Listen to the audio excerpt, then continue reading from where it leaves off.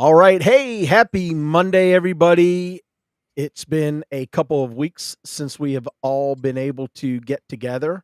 Although I just got to see my very good friend, Christine Hall, in Hey, person Sean. in Honolulu last week. It was very nice to see her. She got to teach a session on the anatomy of a CPT code. That was a lot of fun. It really was.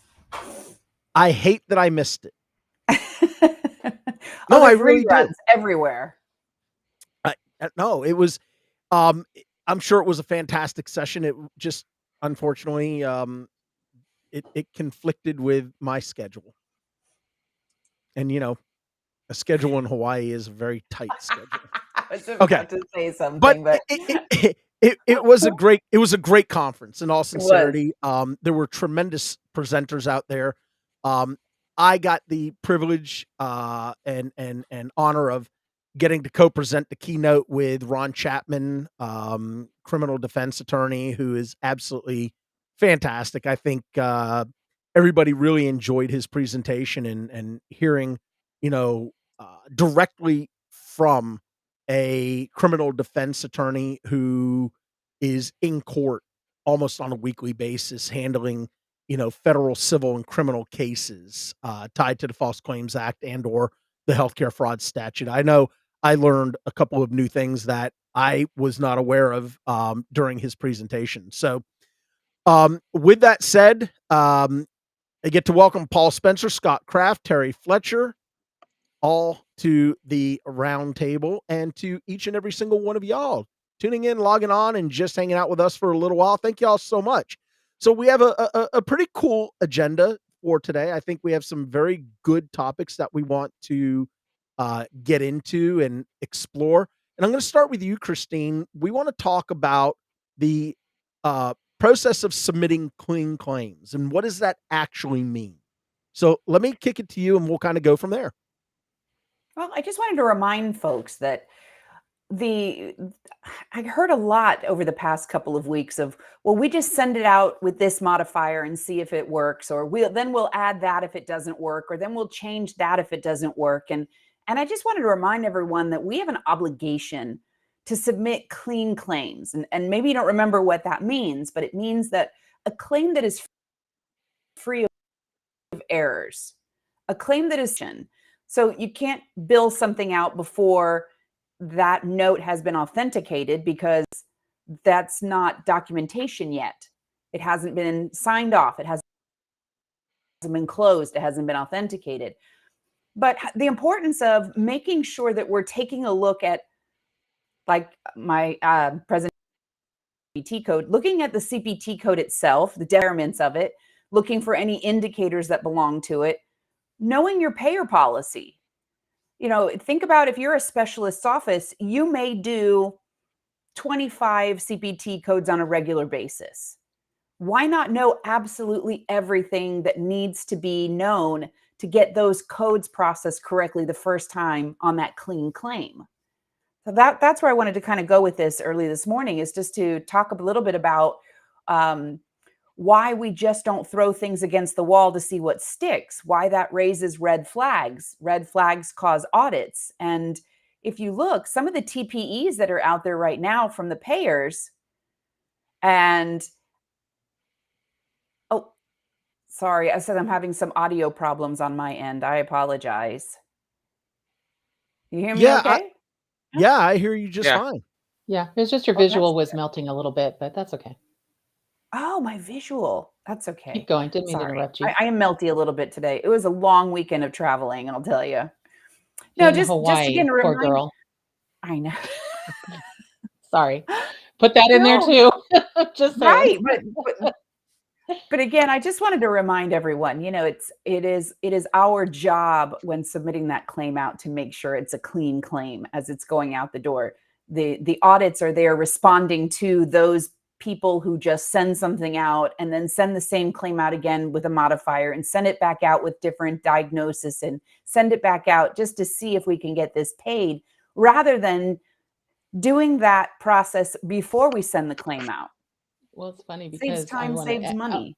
I want to add to that, Christine, because Yeah. I was recently at a practice and I thought this was amusing, not in a good way, but the claims again, clean claim issues, the data entry people just taking what they get and entering it without really making sure that the diagnosis links to the CPT code line item, that the modifiers are correct. That first of all, should it even be billed together? I mean, I know all of us deal with that. Should these line items go with that and so forth? And I know Sean and I are going to be talking on tomorrow on prior authorization, which is also a part of this. But one of the things I noticed on follow up is sometimes in the billers in the follow up department, I've noticed that, and this is a specific office I was at, they didn't like what they were getting paid. So they looked at the EOB and they basically resubmitted the claim in paper and wrote on the paper and then mailed it to the insurance company. Please pay me more. This is not acceptable. And I was like, wait, what?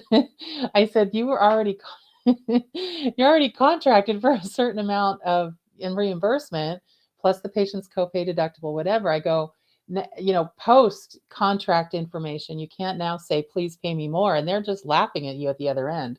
If they even look at your mail and go, okay, this is going right into the trash. So one of the things clean claims too is when you are submitting your claims, and I know Sean has had to deal with this. I think Paul might have to either, or too, is we used to have something called usual, reasonable, and necessary charges, which I don't think we really have that anymore. People base it on, certain percentages of fee schedules. But I did notice that some of the inquiries we're getting from a legal position on claims submitted are on charges submitted if they're inflated too much. And Mhm. so I have seen that. I have seen practices that charge like 800% of Medicare. And I'm like, whoa. And they said, well, we had this one payer that paid us the blah, blah, blah. I'm like, everything is about contract. I said, so unless it's Screen Actors Guild in California that pays what you bill, that's the only company that does, then, don't assume that, you're going to get that by inflating your billed amount. So just in the clean claim sense, I see a lot of claims going out with, they said, no, Terry, look at the claim. It's the right CPT, the right diagnosis. Then I go to look at it. Think of gastroenterology claim screenings, right? That turn into an actual procedure. So an endoscopy procedure. They don't put the screening code on it, or they put it on there, but they don't link the actual code for the polyp, the ICD-10, to the actual surgical procedure. They just put screening, screening, screening. And yes, that triggers benefits for the patients, but there's a reason why there's a section on the claim form that says which number diagnosis goes with that line item. And I think Mhm. clean claims, sometimes that's a big miss. So Paul, I'll throw it to you because I bet you see that a lot. Yeah, well, I'm glad that you made the point about inflated fee schedules. I once had a spinal neurosurgeon who decided that his best route for gaining additional reimbursement was to bill 10 times Medicare. So Oh if you my can gosh. imagine a spinal surgery at 10 times Medicare, what it does is it needlessly inflates your AR, and it it just raises a larger and larger amount of services not covered on a particular charge. It's pointless, it's unscientific, and you need a better way to do that. Uh, as the screening question is a good one, because sometimes you have a screening that particularly in the colonoscopy world, you have a screening for age that matriculates to a surgical, but that's, actually in most cases, both of those diagnoses need to be on that one line item where it was a screening, and then you have the polyp, and then you have the surgical code. So at the very least, the benefits kick in, but it's important to know those things going forward. Most gastroenterological offices are pretty good at that. There's some that are still playing catch up as far as that goes. Yeah. So, and Scott, I'll come to you in just a moment because I know you got some good thoughts on this. Last week I took some time to put together what I felt were 10 areas of the revenue cycle that result in, if you do it right, it results in the ability to ensure that not only are your claims getting paid, but they're actually getting paid accurately, right? And the focus and the point that I wanted everybody to take away from this blog post that I did was, ensuring, timely processing and payment for your claims. So to Christine's point and to Terry's point, it's critical to make sure that you gather accurate information. The revenue cycle is not just a front and back end process. It's an entire process. It's beginning, middle, and end. If any portion of that revenue cycle is disrupted, it's going to create chaos. It's going to create a lag in payment times. It's going to create a problem with actually getting paid at all. Um, so again, it's extremely important to make certain that, from my perspective, and again, I'm going back to being a compliance officer. Even though we're talking about operations, in my mind, I think it's absolutely critical to create policies and standard operating procedures for each and every single aspect of the revenue cycle. Why? Because it eliminates the what ifs. It eliminates the what do I do in this situation or that situation. So for me, again, if you haven't seen the blog post, I addressed accurate information. I addressed complete documentation, correct coding. I took on modifiers, timely filing, provider enrollment, which I got a lot of comments from people saying, "Oh my God, thank you for even thinking about enrollment as part of the revenue cycle." Compliance with local coverage determinations, local coverage articles, national coverage determinations, the use of electronic data interchange. And we're going to talk about EDI in just a little while, but billing integrity, making certain that we are tracking for fraud, waste, and abuse, or anything that could be perceived as fraud, waste, or abuse. And then finally, prompt responses to the request, which is the back end. And that goes to, I think, Terry, you brought up that point of, you know, a claim gets submitted, it gets denied, and all of a sudden people are just writing off the claim without understanding why the claim was denied. So, it's extremely important to understand that as providers, you have responsibilities to ensure what you are submitting to an insurance company for remuneration is accurate. But more importantly, you have to also understand that the payers have very specific legal obligations to pay your claims in a timely period. It's called a Prompt Pay Act. And the federal law is 42 CFR 422.5. And then you have different sections for like managed care, you have for the federal payer programs. And then if you do a search by state, you will find that the majority of states actually have a prompt pay law that says, like, for example, I'm in Georgia. In the state of Georgia, an insurance company has 15 days to process a clean claim. 15 days. So keep that in mind. All right. 45 in California. Yeah, there you But go. the one thing that Go you ahead, mentioned, Sean, I just wanted to quick before we go to Scott, please. is that you said something about, making sure that, and I think I just lost my train of thought. When we talk about the clean claims and making sure things are submitted correctly, I noticed that, here's what it was. You said something about, people are just writing it off, which I mentioned before. Remember to read your EOBs, okay? You can't just write off everything. First of all, you should be very familiar with your fee schedules. I did an audit for a practice last year that their contract, they're supposed to get paid for 99214s 145.18, and they were getting paid 125.18, and nobody checked. So they were losing $20 a patient. And I was just comparing things and looking, I said, wow, that's low. That's lower than what we were getting on their Medicare payer. And then I looked at their contract, which was amazing. We even had it. And I said, hey, you're losing $20 on each one of these. And they're like, oh, well, it's fine. We got paid. And I think a lot of people A lot of people in practices, a lot of people in the revenue cycle management, they don't really, they post payments without looking at the EOB and or the attachment, the remittance advice. And the reason I say that is, remember, just because it says that it's not covered doesn't mean it couldn't be patient responsibility.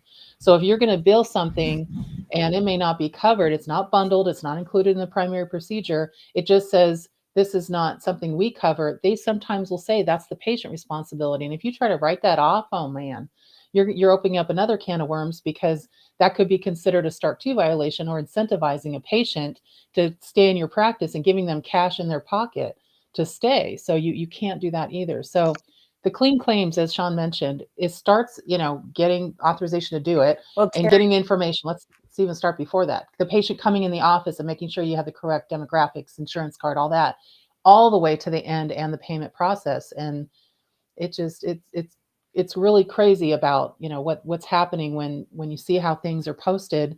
And some of the feedback I get sometimes is, well, that's never covered, so we just bill it and write it off. And I'm just like, oh my gosh. So Sean or Scott, I know you haven't had a chance to chime in on this, so your thoughts? Yes, to me, I kind of want to take a step back to what Christine said had about about the knowing auto posting. Oh, about, sorry, yeah, so I wanted to start, I don't know, I'm having some technical issues, but Go ahead, hopefully you can Scott. hear me. It's on Christine. We got you. Go ahead, buddy. Okay, yeah, so I wanted to go back to what Christine said about understanding the rules behind the services that you bill most commonly. And I think that's really important throughout all of this, because we talked about this idea of like trial and error is kind of where we started, right? Like, I'm going to put things on claims, but I don't necessarily understand. And I think it leads to a handful of things. One, you may be billing something incorrectly and being paid for it. Two, you may be billing something incorrectly that the payer is supposed to flag, but they're not flagging it. Sean and I have been involved in cases like that before, where the payer is paying something that goes against their own policies. That error is readily knowable if you look at the claim. It's not a documentation issue. The payer's paying for it anyway, and then they're coming back and they're saying, "Oh, we made a mistake. We paid for this inadvertently, and by the way, you owe us a bunch of money," right? So it allows these errors to persist. I think in addition, it causes misalignment within your organization. So, I worked on a project recently. Paul helped me a little bit with that project, where it was pretty clear from the documentation that there was misalignment throughout the organization, from the provider to the biller, up through administration, about the core services that this provider was doing. And so the result of that was that nobody was educating the provider about the specifics of the intent behind the procedures that he was documenting. He was assigning codes that he wasn't correctly describing in the documentation. He was assigning codes that were not billable within the construct of the specific surgical encounter, but may have been billable had we known a little bit more about the specifics of the encounter. And so it became a sort of, as we talked about, right? We're kind of throwing spaghetti at the wall, and we're not being thoughtful about what the primary services are that we're doing. And then the last thing I want to say about that, as it relates to things like modifiers and truly understanding how modifiers work. So when you think about G2211, the new code for the longitudinal relationship, there's a specific exception as described in the CMS policy, that if you are assigning modifier 25 to the E&M service, then you can't use G2211. But what if you're assigning modifier 25 when you do not need to assign it? And consequently, that lack of knowledge or understanding is resulting in a potential missed opportunity. So, that's obviously I ticked through a few different things, but I think Christine's point was probably, to me at least, the foundation of this conversation, right? Like, if these are the core services of your business in a way, then you should know with precision how they're done, how they're documented, what the rules are that are behind them, and then look, you're going to have some outlier services that maybe you don't do that often, that you need to focus on when you do them.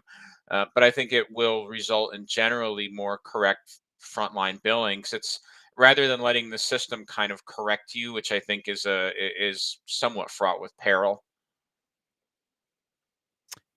Yeah, I think those are all great points. All right, so I think, is everybody pretty comfortable with talking about the clean claim filing process and really what practices need to be doing? Is there anything that you feel we may have overlooked?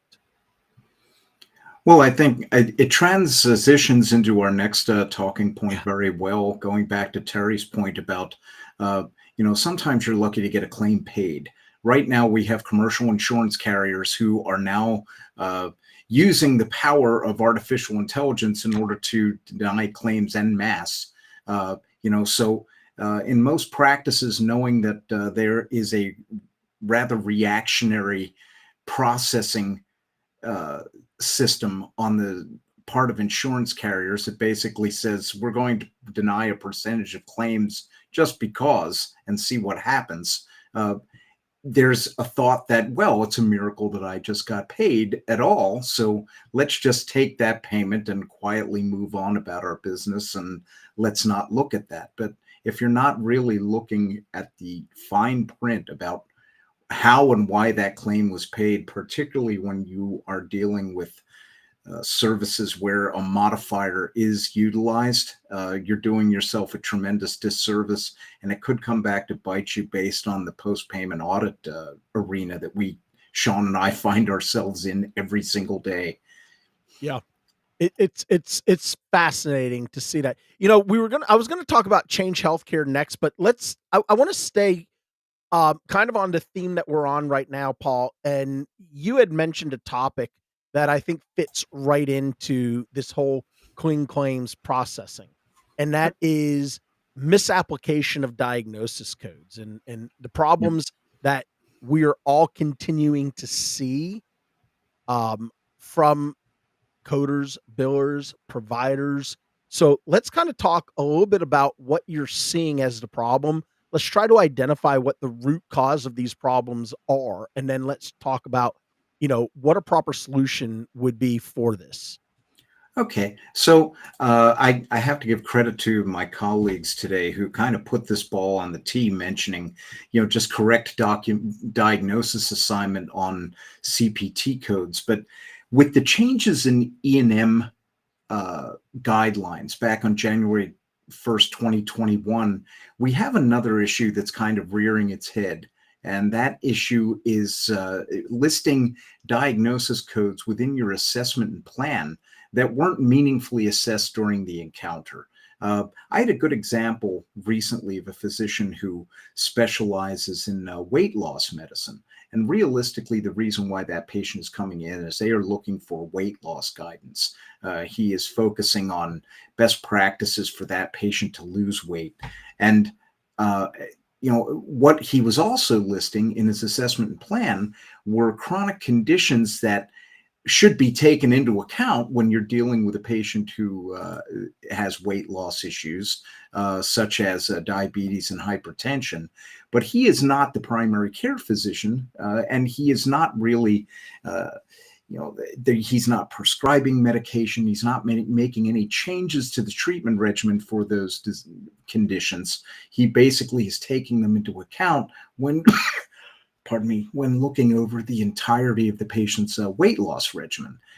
So it's very, so in those particular cases, he really should be listing the fact that the patient is either overweight, has obesity, or morbid obesity, and listing the body mass index ICD-10 code. And also should be understanding what commercial insurances are going to pay in that situation. But it becomes very important, particularly if you're choosing a higher level of E&M service based on the fact that you believe you're contributing to the direct care of multiple chronic illnesses, that your documentation reflect that, and that there needs to be a meaningful assessment. Even though we say medically appropriate history and medically appropriate examination, it would be hoped that if you are listing a condition within your assessment and plan, that the history and examination documentation that you bring forth in that E&M encounter shows that there has been an assessment that can meaningfully be tied to that condition before reporting it on a claim. And this has enormous ramifications, particularly we now have Medicare Advantage payment rates that were just recommended to be cut significantly. So you know for a fact that Medicare Advantage carriers are going to come back and say, we have to have the most specific diagnosis codes to the utmost specificity in order for us to be credited for that, so we can keep getting our 30 pieces of silver from the federal government for being a Medicare Advantage plan. Let me ask you this question, Paul, and I'll open this to the panel as well. So while I was at the AMBA conference last week, I had a very nice gentleman come up to me and he said, "Hey, question for you. HCC codes. Should we, as the practice, be auditing HCC codes? Is it really up to us to make sure that the codes that we're reporting to the insurance companies are accurate?" And my initial reaction was, well, yes. Now, HCCs, now help me and make sure I'm correct on this. HCCs don't necessarily impact the remuneration for a provider, but they are critical to the fees, the administrative processing fees that an insurance company charges to Medicare for third-party administration of their claims. So, and then the second part to the question, I know I'm giving you two parts, but think about this. My answer changed a little more when he gave me the second part. He said, well, our group is also, we have our own ACO.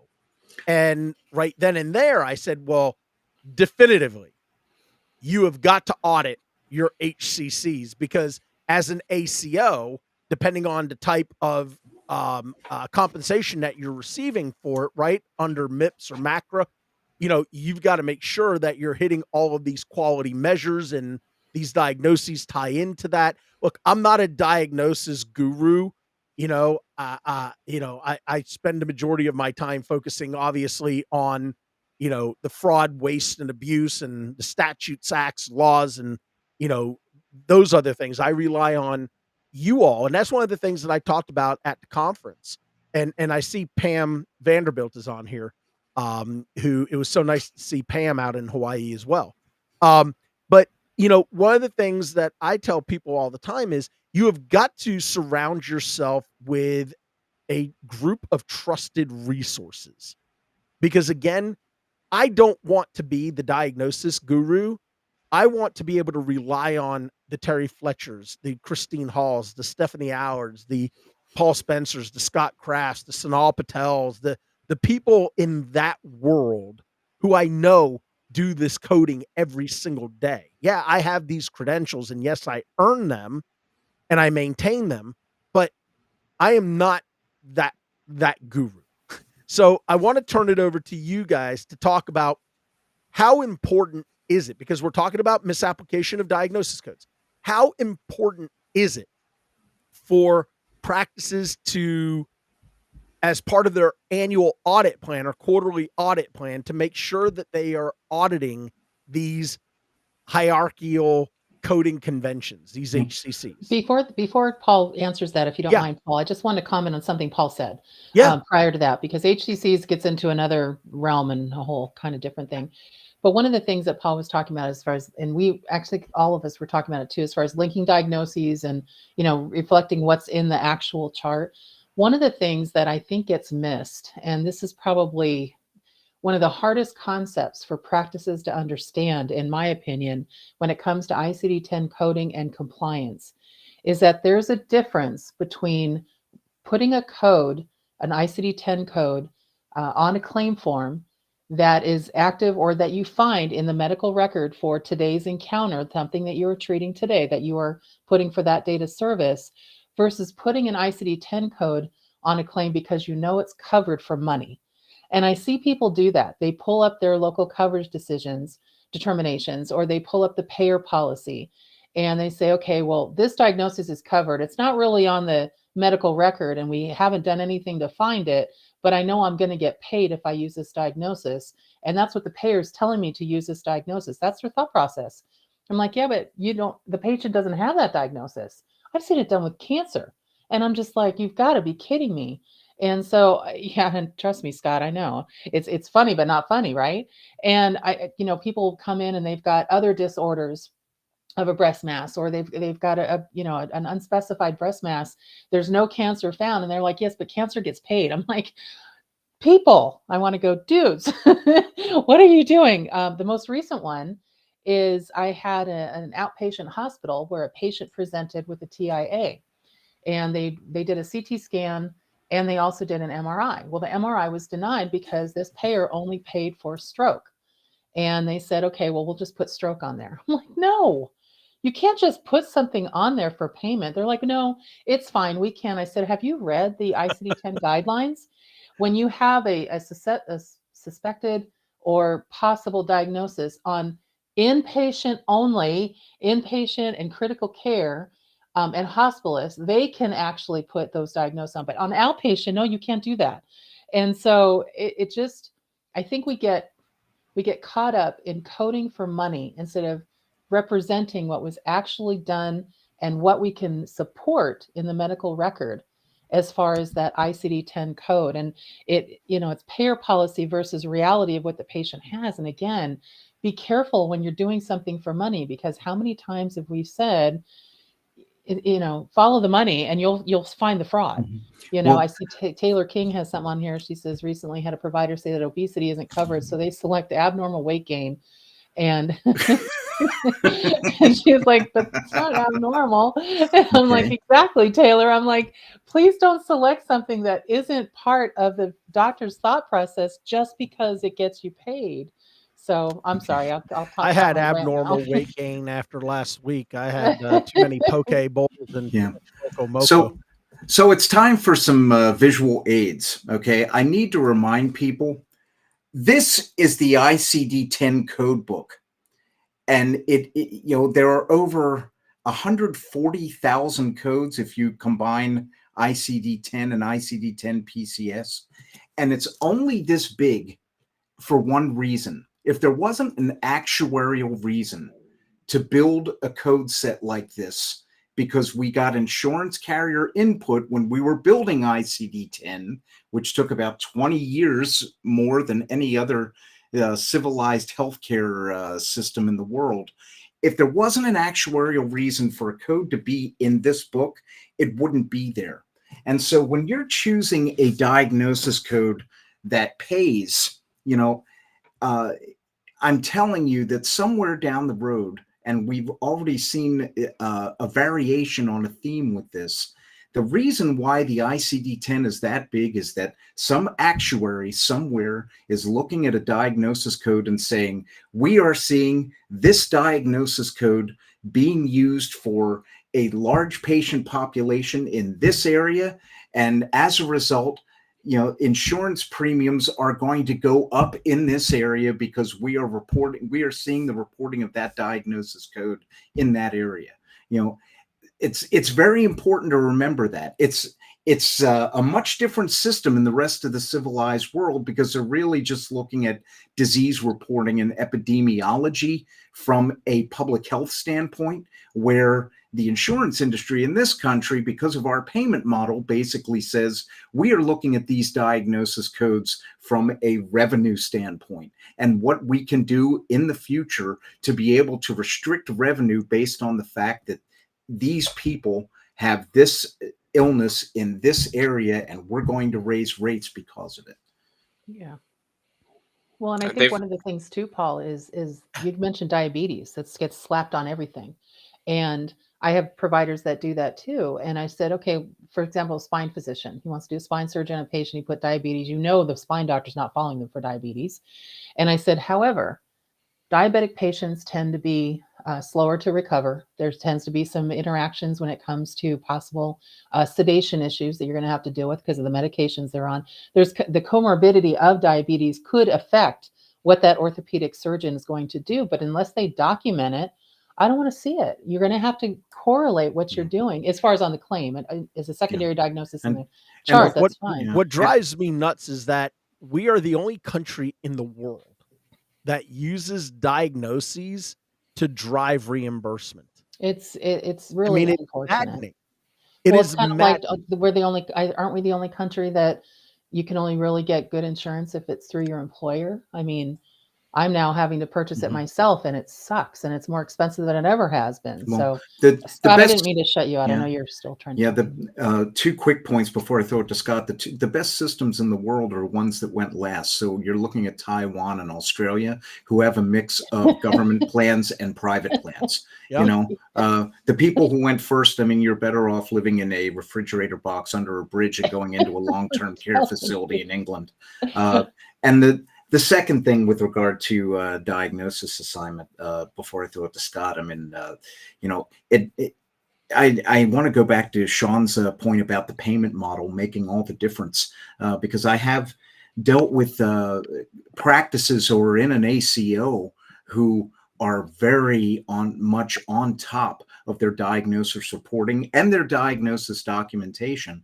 I know of one practice in Florida where the medical director basically retired from the practice of medicine so he could be the documentation guru for the rest of the practice. And it has had a very salutary effect on their bottom line based on the fact that they're in an ACO and they all have risk-based contracts. And they tend to be the first primary care provider of choice when a plan shuts down and suddenly there are lives that need medical care, and they're looking for people who have the best risk data and the best outcomes with their patient population. So very important. Now, I was going to point out that, we were talking about, Paul, when you held up the book and the volume of our diagnosis codes, we have a diagnosis code W5801XA for bitten by alligator, which they're probably not using a lot in like England or the Netherlands. But on a serious note, Pam started to go down this path, and she can correct me if I'm misconstruing some of what she's saying, but I think this is all of, again, a physician or provider's thought process, right? Like, is the provider thinking that diabetes is impacting his or her treatment of the patient, or is it not at all? And they don't, it's never their intent to code it, right? And so, one of the things that I'm seeing more and more of with the diagnosis coding that's a little concerning to me is the payer is pushing through to the provider. So, we talked about before with the HCCs on a given claim, you as the provider don't really get paid any more money if you're assigning these additional diagnosis codes. I mean, there's a conversation about whether it's a level 3 or a level 4, but like, you set that to the side for a second. This is additional money for the plans based on the severity of the patient. So, I'm seeing instances where the payer is going to the provider and pushing the provider. Well, why aren't you assessing the diabetes? Why aren't you diagnosing this on the claim? And the provider's saying, well, it has nothing to do with what I'm managing, right? The provider's making a reasonable clinical determination that diabetes has nothing to do with what they're treating today. So they don't want to do anything with it, right? And so, this is becoming more complicated on all sides around the premise that we just talked about, tying the reimbursement or tying the finance of the health system into the diagnosis coding and figuring out who has the perverse incentives. Because I've said this on the podcast before, and again, I'll almost relate it to what I said earlier today.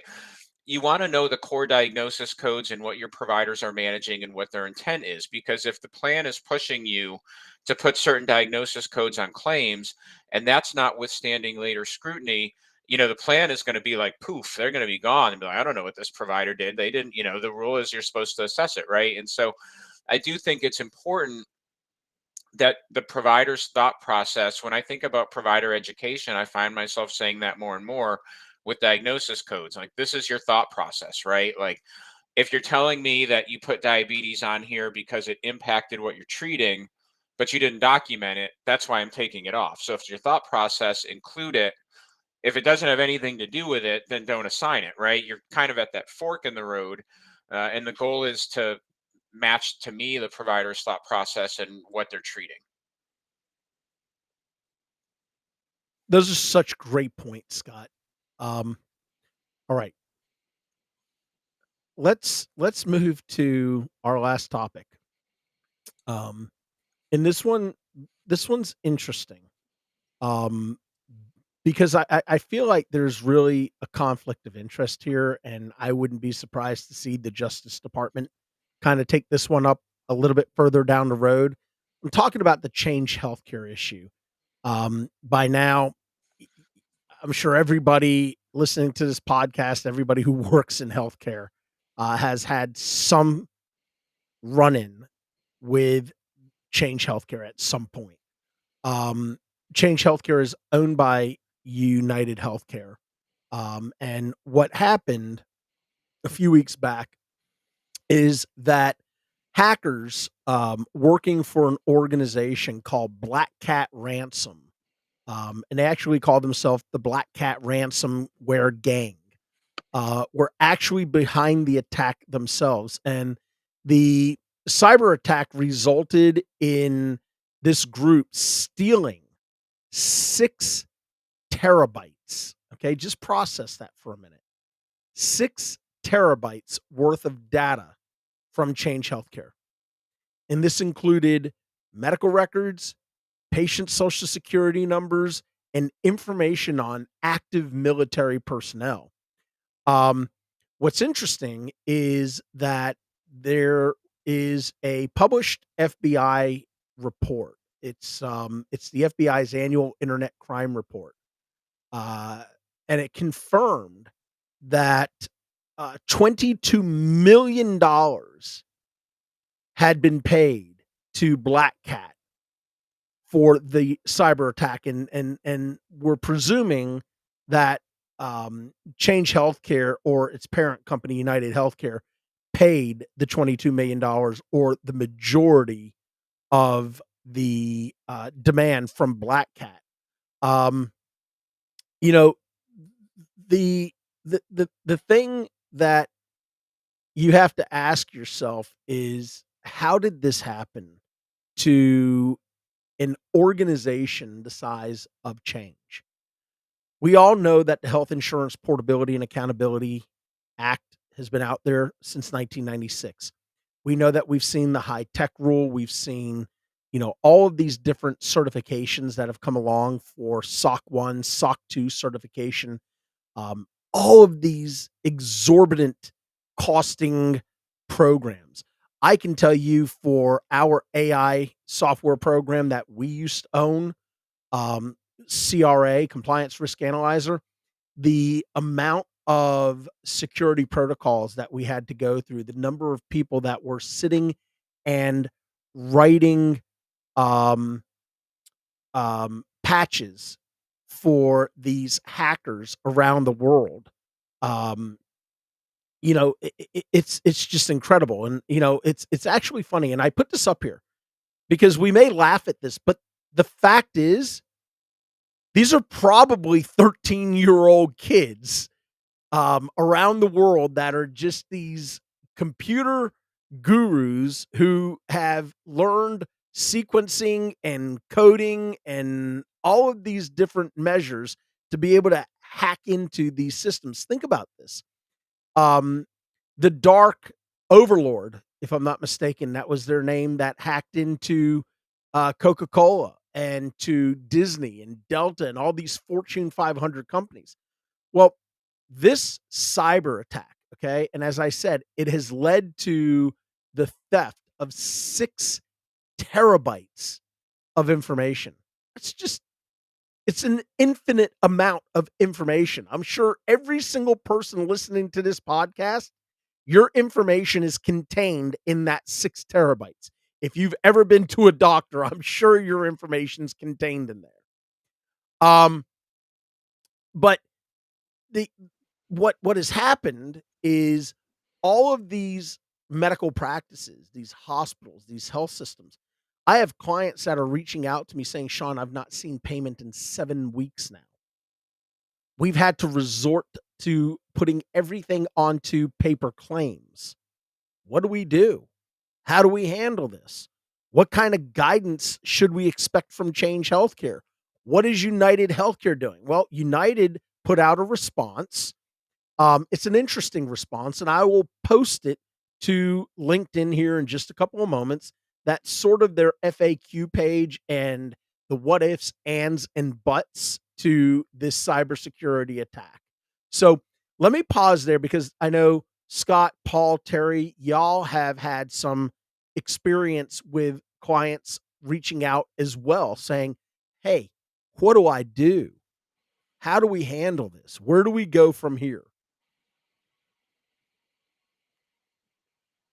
Anybody want to jump in and take it? I mean, I feel like I'm in the middle of the ocean right now, and I just threw out my I'll line, say and I'm waiting for something. I'll somebody to say something and then I'll bite. send it to Scott. All right. I think the one thing that's tough is a lot of people don't know what happened. And Change Healthcare, I think, was an intermediary or is to help facilitate claims payments.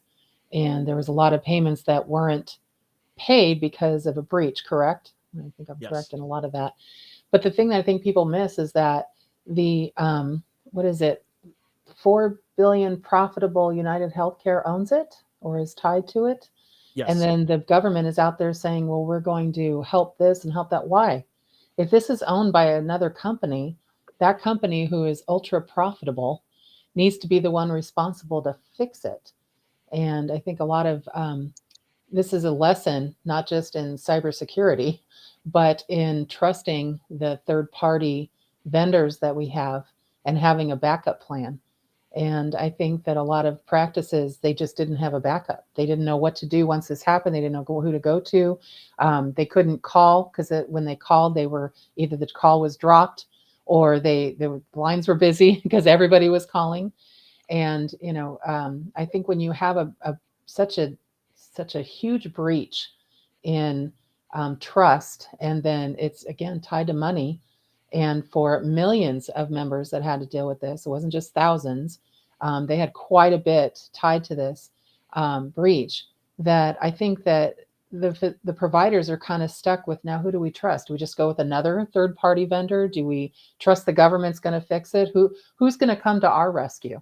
Yeah, When several when have we're moved to different clearinghouses. That was the, yeah, option. So remember, Change Healthcare was McKesson, right? So yeah. McKesson sold Change to United Healthcare. This was a $2.8 billion transaction. McKesson received $1.25 billion of this transaction. Shareholders received another $1.75 billion. And the rest of the proceeds that were received from United Healthcare actually went to paying down the debt that Change had accrued. But Tom, the Um, biggest problem for physicians here, and I think Pam's also outlining it yeah, in her comments, is that a lot of the softwares like Advanced MD, I know NextGen had it. yep, This is their proprietary, if there's another better way, or yeah, who they use as their clearinghouse. And so when your one vendor only uses another vendor, exclusively, you're kind of screwed there. Then what do you do? Because yeah. you're relying on the first tier vendor. So Scott, what have you dealt with this? Yeah, I mean, there's not a lot of great solutions here, right? I mean, I think the problem, y- I think our government in some ways, needs to be a little bit more proactive about ensuring one that these conflicts do not exist, right? Because there's very little recourse for a lot of our core listeners, right? You're sort of stuck in this universe where, as Pam says, it's like the pharmacy, the clearinghouse, the providers, and these companies have the money to fund or bridge some of these payment gaps, but instead they're kind of pointing to the government and saying, well, you should advance money to solve this problem. And look, I think we kind of joke around about it being like a 13-year-old kid in their family's basement or whatever. I think in reality, there's a very sophisticated organizations that function out of China, Russia, North Korea. These are not, I think, teenagers as much as we joke about that. And I have a friend who works for a small nonprofit back east, and it was kind of interesting as all this was going on. Like, she sent me a random note on Friday, and she's like, "Well, I'm off today because our little system got like hijacked, and they're asking for like a ransom, and that we can't get into our email, we can't do." And she works sort of tangentially in healthcare. I won't say more about that, but they can't do their client-facing work. They're essentially stuck. And so this happens to businesses large and small. And so look, as a practical matter, like I say, I mean, I think our country needs to figure out how to solve these problems because they perpetually are occurring. I also think, I took my my annual HIPAA compliance certification through DM last week. And, we kind of go through those questions and they're always a little silly, right? Where it's like a multiple choice question and it's like, somebody's asking for this EPHI, what should I do? But you really need to be thoughtful within your own organization about the emails that you're opening, the links that you're clicking on. A lot of this stuff is happening because these hackers are coming right through the front door because somebody's clicking on something or doing something that they're not supposed to be doing. So I mean, I'd say a couple of things, right? Like I wish I had better, guidance other than trying to find the, diversity of clearinghouses, having options to keep your payments going. I do think within your own organization, you need to be very smart about how you address cybersecurity because this is really just, I think, the tip of the spear. And I think that these organizations are trying to infiltrate, any type of healthcare organization, large and small. And one of the things I've read about a few times, and I'm sure many people have on the podcast today, is that for every change healthcare you hear about, there are companies that are so embarrassed by this that they just pay the money and it goes away and you never hear about it. So, to me, I would obviously be very worried about change healthcare, but I'd also be thoughtful about this is something that's just going to keep happening. And there's things that you can't control, but there's also things within your organization that you can control. Definitely be thoughtful about that. Yeah. And another another issue is trying to do cybersecurity on the cheap. I mean, the guy who's connecting your servers and the guy who runs your phone system may not be the best guy to deal with, cybersecurity for your financial transactions or your electronic medical record or things of that nature. Don't spread those tech people too thin. And if you only have one, invest in two.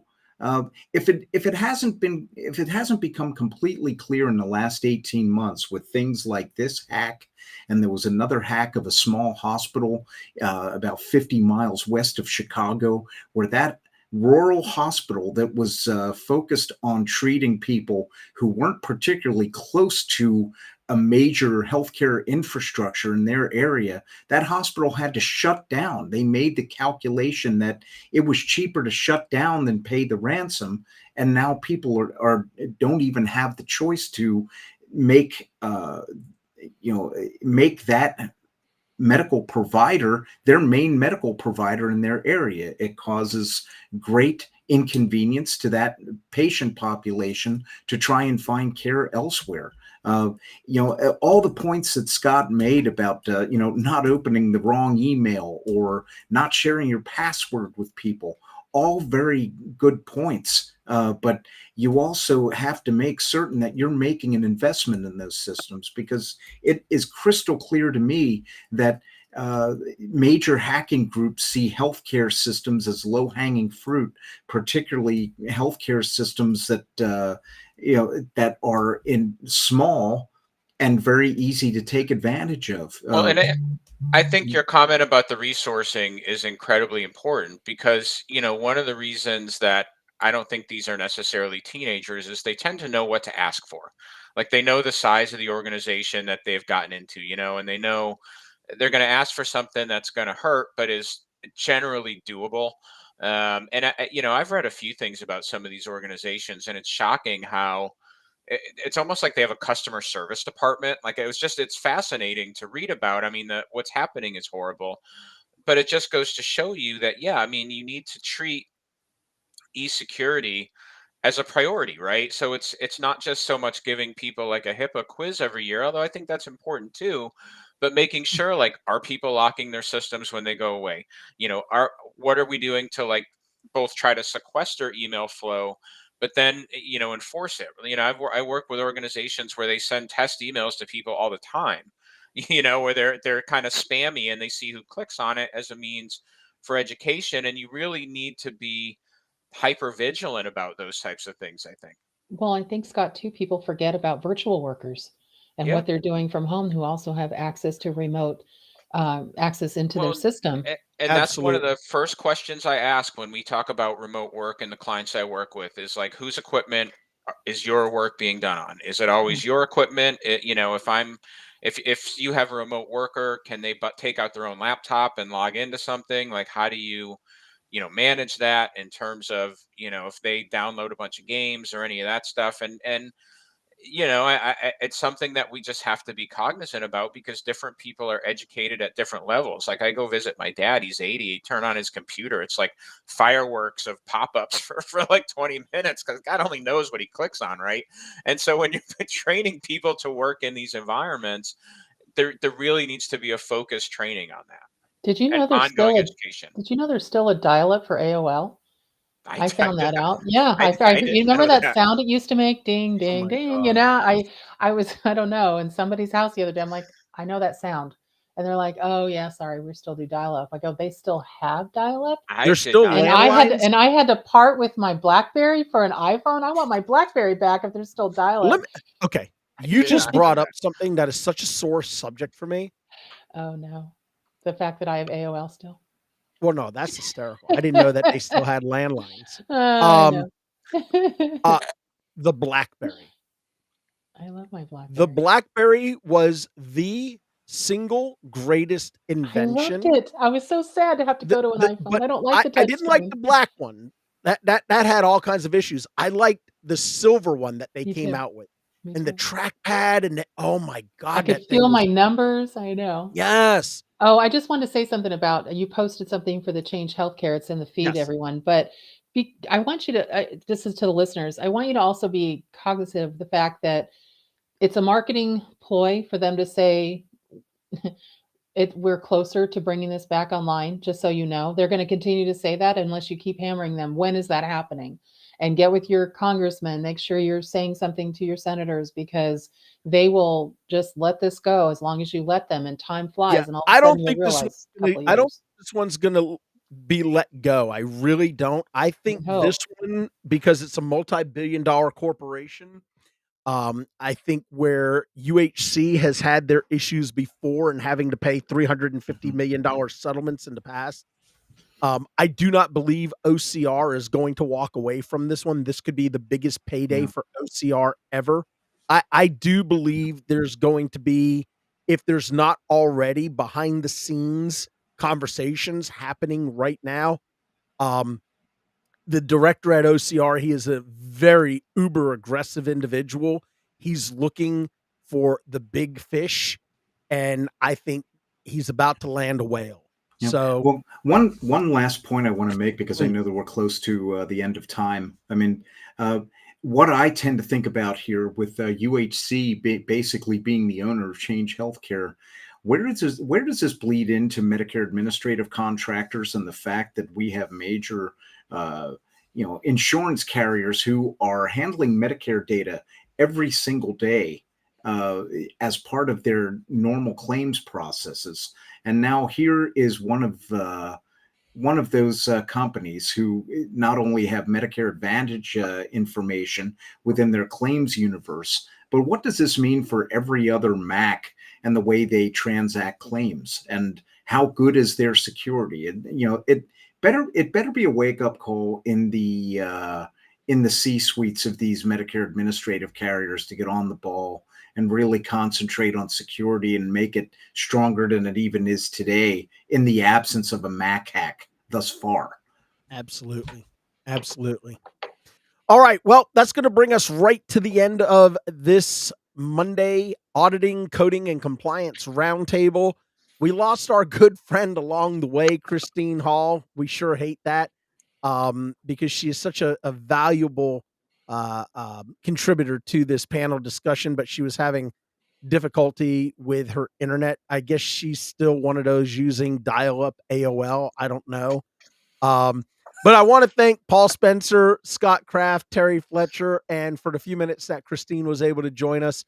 Um, Great conversation today. Great dialogue. We'll be back in a couple of weeks with a brand new auditing, coding, and compliance roundtable. Terry and I are going to be back tomorrow with a hashtag Terry Tuesday episode. We're going to be talking about prior authorizations. sure we'll talk about some other stuff that is non-related, and probably I'll find a way to drive Terry crazy to the point where she tells me to shut up and let's start talking about what we need to talk about. But until then, be good to yourself, but more importantly, y'all be good to each other. Take care.